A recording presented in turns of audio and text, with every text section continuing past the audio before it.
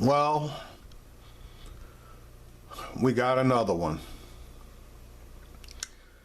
The picture you see in front of you is a picture of Mr. Terrence Sterling.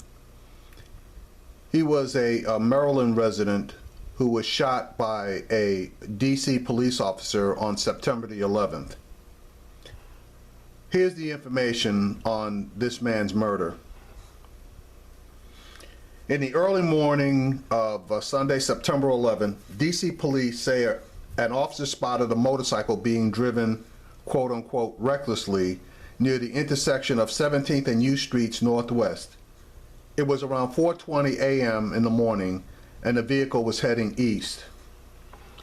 The driver of the motorcycle was 31-year-old Terrence Sterling of Fort Washington, Maryland. Sterling worked as an HVAC, that's an air conditioning technician, and had just left a bachelor party, according to his employer, who added he was likely headed for home via the 3rd Street Tunnel from DC into Maryland. Two sources familiar with the investigation say a police supervisor keyed his radio and told all units not to pursue Sterling. A few minutes later, Sterling drove his motorcycle down New Jersey Avenue heading for the light at 3rd and M Streets Northwest, 1 block from New York Avenue and the entrance to the 3rd Street Tunnel. According to witness Candace Sims, who was sitting in her car waiting for the light to change, Sterling drove his bike down the left lane next to her, and he suddenly collided with a Metropolitan Police Department's cruiser. Sims says the cruiser pulled into the intersection in what appeared to be an attempt to block the motorcycle, and the collision, in her opinion, was unavoidable. She told Fox 5 News that Sterling then revved the engine and appeared to be trying to find a way to drive off when the window of the passenger side of the marked cruiser rolled down and the officer in the passenger seat fired 2 shots. Sims said she heard no commands from the officer, and neither the police car's lights nor the siren were on. Sterling, she said, immediately fell off the bike, and she could see blood coming from the area around his helmet. We know from a cell phone video recorded by another driver waiting at the light that the officers got out of the cruiser and attempted to perform CPR on Sterling. The video aired on another local TV station, and the owner of the footage has turned it over to DC police, so we won't be able to see that footage. According to a recording obtained by Fox 5, the paramedic treating Sterling said he was shot once in the neck and was in cardiac arrest as they sped him towards Howard University Hospital.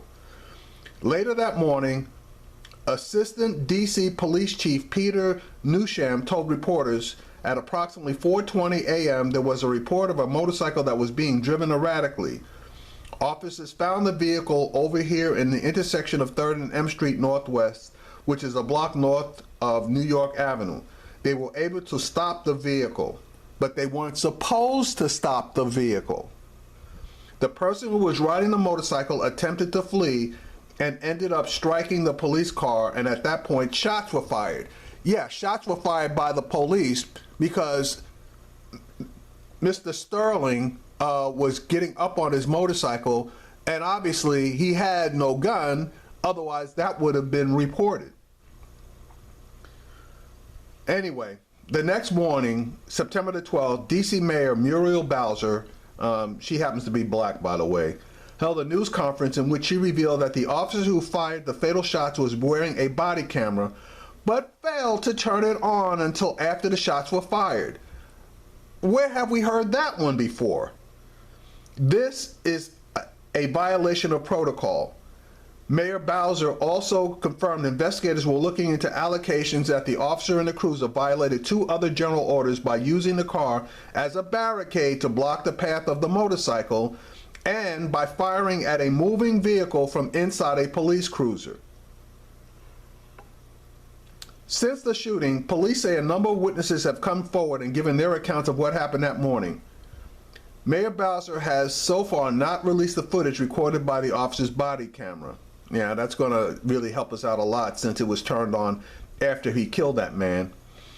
According to a police report, no weapon was recovered from the scene, and police have not said they recovered one, which means there was no gun, okay? Which means he fired on an unarmed man who he or his partner who was driving caused an accident with, and now they believe that they were in the wild, wild west. This was murder, pure and simple.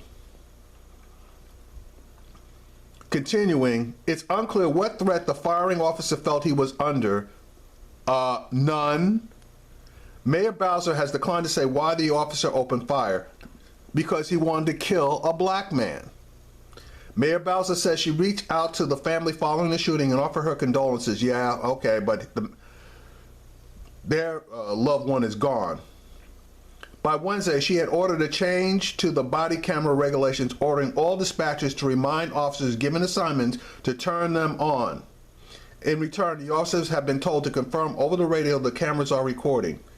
Well, that might help, but of course, officers always have the option of claiming lapse of memory as far as forgetting to turn their cameras on, or after they speak with the dispatchers to go to the bathroom, turn them off, and then forget to turn them back on.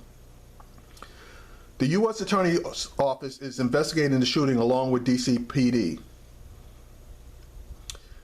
The officers, who according to sources were working as a crime suppression unit that morning, have both been placed on administrative leave. The driver has been on the force for 2.5 years. He's a rookie. The officer who fired the fatal shots is a 4-year veteran. Yeah, he's basically a rookie too. Their names have not been released. They both work at MPD's 3rd District. Mr. Sterling worked for AMD Mechanical Contracting at Waldorf, Maryland. He did most of his work at Leisure World in Silver Spring, where he helped residents with their thermostats and heating and cooling systems. Anthony Dixon, his employer, says he has known Sterling since he was 5 years old and hired him when he was 19.